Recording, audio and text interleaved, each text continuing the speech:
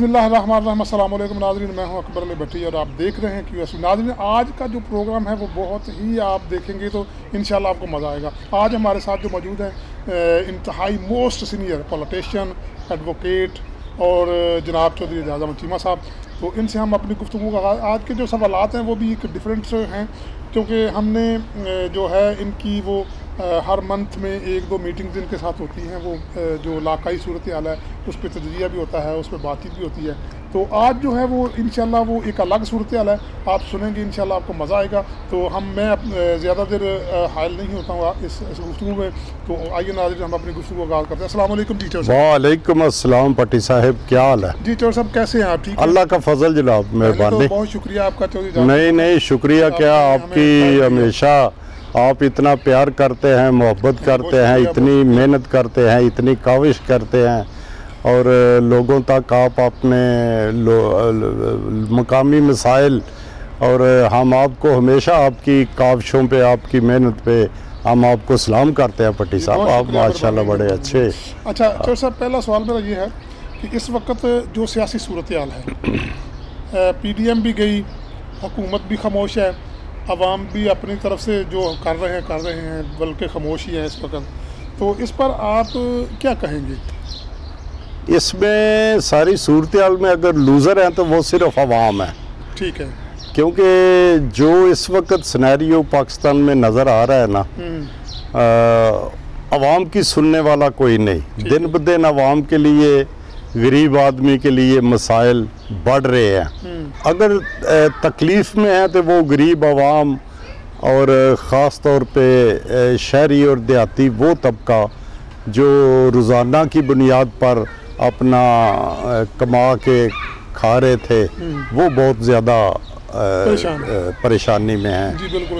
तो इतनी ज़्यादा आज तक किसी गवर्नमेंट के वक्त में भी हर चीज़ महंगाई का तूफ़ान इस तरह उठा हुआ है कि हर चीज़ आम आदमी की रीस से बाहर जा रही है। और ये हर आदमी, वो खुद कह रहे हैं, हुकूमत के तमाम जो करिंदे हैं वो खुद कहते हैं कि बहुत बड़ा मसला है, महंगाई हमसे कंट्रोल नहीं हो रही।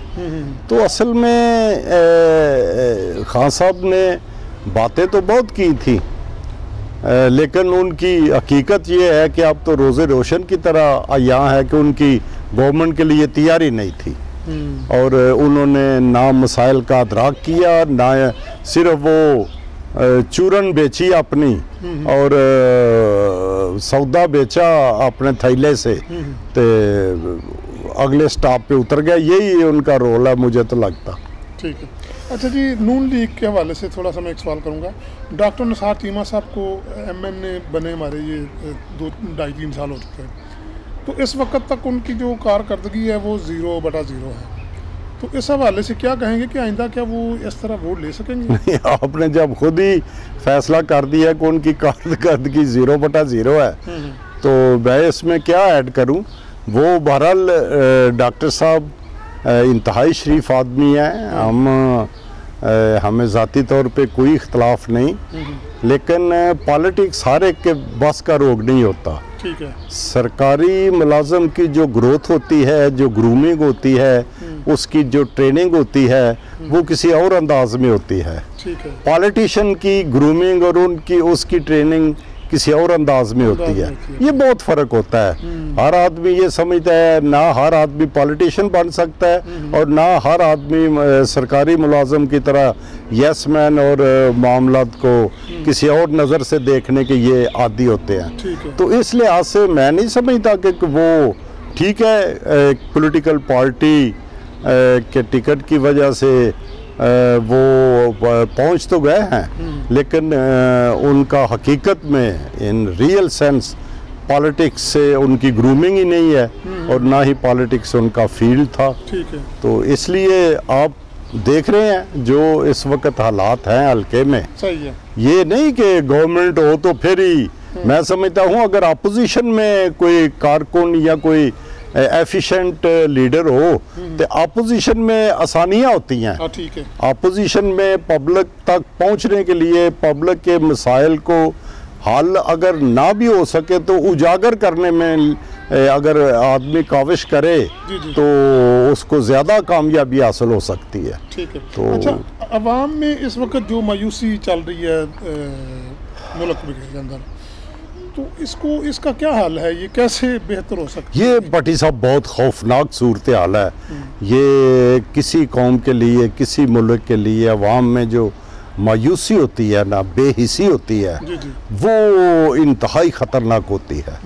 जब उम्मीद दम तोड़ जाए तो उस वक़्त बहुत, क्योंकि इस वक्त सबसे बड़ी जो बदकिस्मती ये है कि पीटीआई के लीडर इमरान खान साहब ने कौम को इस हद तक अपने वादे, अपनी बातें कि यूरोप का ये होता है, स्विट्ज़रलैंड में ऐसे होते हैं, इंग्लैंड में ऐसा होता है, मैं भी इंशाल्लाह ऐसा करूँगा, लोगों को, आवाम को हकूक़ उसकी दहलीज़ पर दिलाऊँगा, गरीब और अमीर का फ़र्क मिटाऊँगा, हर एक को इंसाफ और थाने में इंसाफ मिलेगा।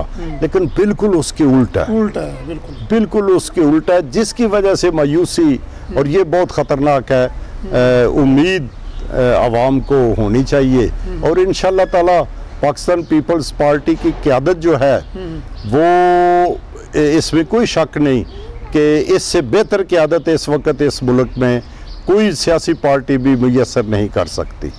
जिस समझदारी से, जिस होश से और जिस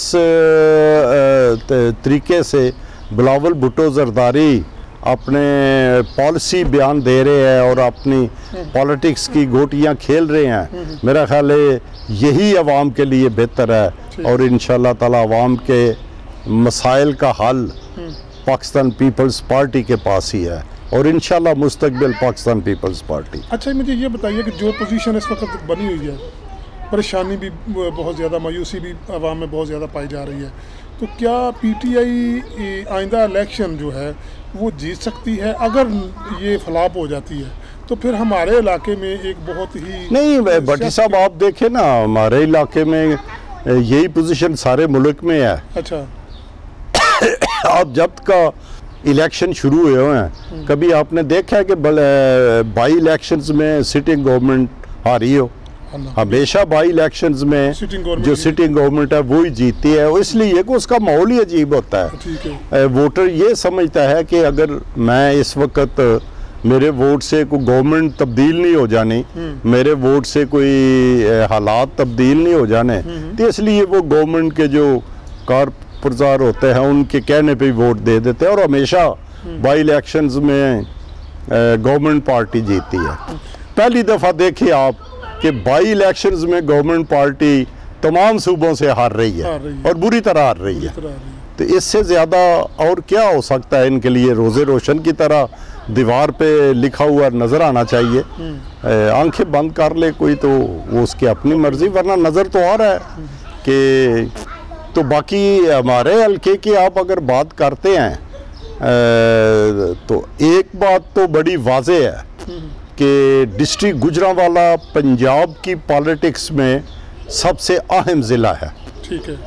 और डिस्ट्रिक्ट गुजरांवाला में सबसे अहम जो पॉलिटिक्स की आज तक होती रही है मामलात, वो तहसील वज़ीराबाद में पॉलिटिक्स का जो और उसमें एक हमारा यहाँ पे सियासी ख़ानदान है जो हमेशा हर वक्त नई मंजिलों की तलाश में रहता है। वो इस वक्त आप भी, बेटे आप ज़रा उधर जाएं, वो इस वक्त आप भी भट्टी साहब आप समझ ही रहे हैं क्या सूरत हाल बन रही है। ठीक है। वो किसी और तरफ देख रहे हैं। ठीक होगा। अच्छा जी, गुज़श्ता एक पीटीआई की तरह, जैसे आपने बताया कि पीटीआई तकरीबन तमाम सूबों में आ रही है, आपके तहसील वज़ीराबाद के हल्का में भी एक इलेक्शन हुआ। जी, बाई इलेक्शन हुआ। ठीक है जी। उसमें पाकिस्तान पीपल्स पार्टी ने एक, आप देखते रहे हैं, हमारा उसमें मेजर रोल था। पाकिस्तान पीपल्स पार्टी ने, चूँकि हमारा वो पाकिस्तान डेमोक्रेटिक अलायंस की मूवमेंट की बेसिस पे वो इलेक्शन हुआ था, हम उसके उस वक्त मेंबर थे। हमारी क़यादत ने पार्टी कैंडिडेट नहीं दिया, ठीक है, हमने कैंडिडेट हमारी क़यादत ने नहीं दिया और हमने मुस्लिम लीग नून और पीडीएम के कैंडिडेट की सपोर्ट की, ठीक है। और आप देखते रहे हैं, आप इलेक्शन के साथ इन टच रहे हैं, आप देखते रहे हैं गलियों में, मोहल्लों में, शहरों में, कस्बों में। मेरा सवाल है ना वो ये है कि जब के जो था ना अवामी राय या सियासतदानी की जो राय थी वो ये थी कि जो चौधरी यूसुफ है पीटीआई का उम्मीदवार, ये जो जितने भी गांव विलेज हैं ना उनमें हार जाएंगे और सिटी से लाजमी ये जीतेंगे। इसका उल्ट ये जो मामला मिला कि वो सिटी में हार गया, अपने घर से हार गया, और जो विलेज से जो गाँव थे उधर से वो जीत गए। इसकी क्या वजह? असल में इसका थोड़ा सा फ़र्क ये है कि ये देहातों में और माहौल होता है, ये जो चौधरी टाइप या बासर लोग होते हैं ये बहुत जल्द असर ले लेते हैं मुकामी पुलिस का और मुकामी एडमिनिस्ट्रेशन का। और जिस तरह के यहाँ पे आपने देखा और हमने भी देखा कि मुकामी पुलिस और मुकामी एडमिनिस्ट्रेशन जो थी, जिस तरह उन्होंने इंतहाई दीदा दिलेरी और इंतहाई गैर कानूनी और गैर आइनी तरीक़ा से एक्ट किया और इनको मुतासर करके देहात में तो वो असरअंदाज हो गए, लेकिन शहरों में ज़रा माहौल मुख्तलिफ होता है। ठीक है। तो शहरों में ये देखिए आप, हमारे मेजर कस्बे इसमें वज़ीराबाद शहर था और सोदरा था, और वहाँ पे पीडीएम पूरी लीड के साथ जीती और इलेक्शन बड़ी लीड के साथ कामयाब हुआ। तो ये एक नेचुरल फिनोमेना है।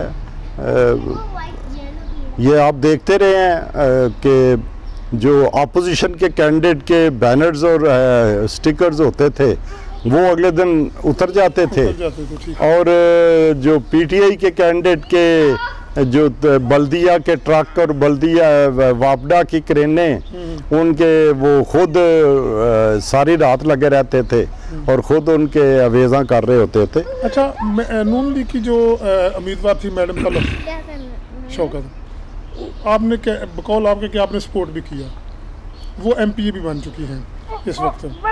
अब देखना ये है कि आप मुझे ये बताइएगा कि वो उनकी जो असल जो अवाम की तवक्कुआत है, क्या वो पूरी उतर सकेंगी उस पर? नहीं, तल्लत एक अच्छे ख़ानदान से उसका तल्लक है, इसमें कोई शक नहीं कि उसके मरहूम खामंद साबिक एमपीए शौकत मंजूर चीमा ने काम किए इस हल्के में, और उसकी वजह से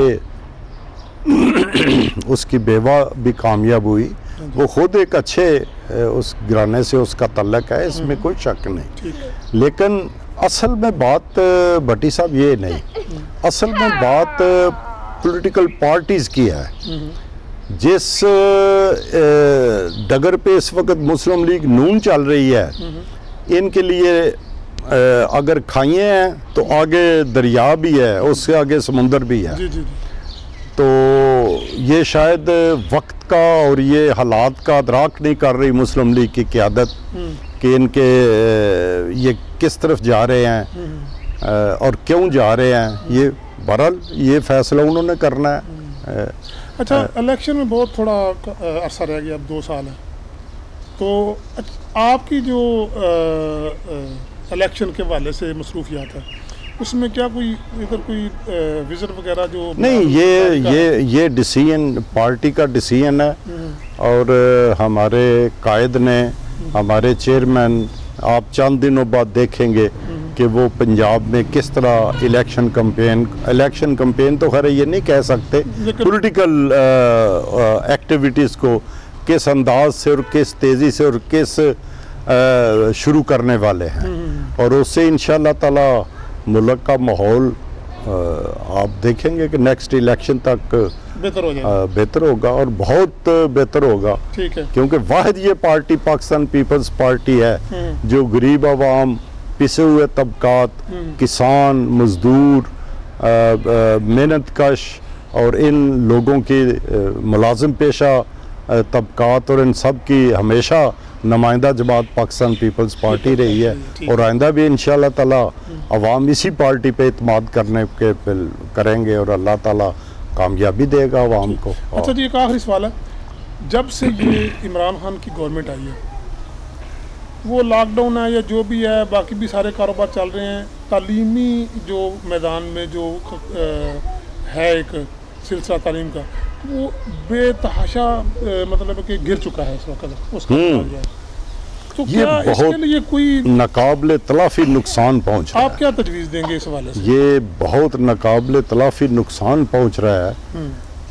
इसमें असल में इनको चाहिए ये था कि जो सरकारी स्कूलों की बिल्डिंग्स हैं ना, जी जी,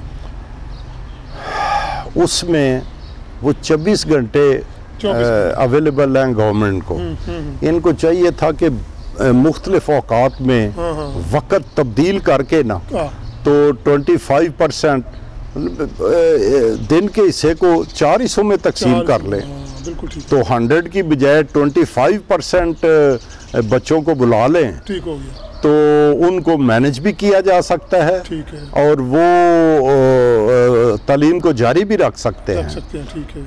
लेकिन पता नहीं इनको कैसे इन लोगों अब सूरत हाल देखे ना, सारा दिन वो बिल्डिंगें खाली हैं, किस मुसर्रफ में है, क्यों उनको इस्तेमाल नहीं किया जा रहा?